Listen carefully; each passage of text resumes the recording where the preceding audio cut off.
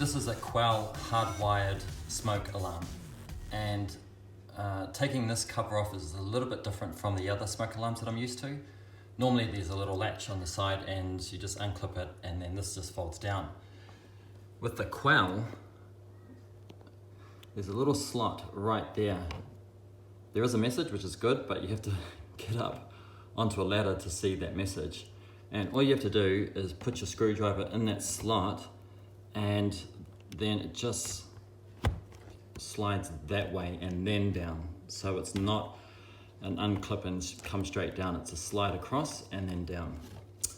So here's the battery that I want to replace, and I just want to do that every year. Even though it's hardwired, the battery is a backup should there be a short circuit and there's no power in the house, therefore no alarm system working, so the battery kicks in. I've just noticed that this is really loose, so what I'm going to be doing is turning the power off, undo these screws and relocate it somewhere else. Make it a bit more tidier and sturdy.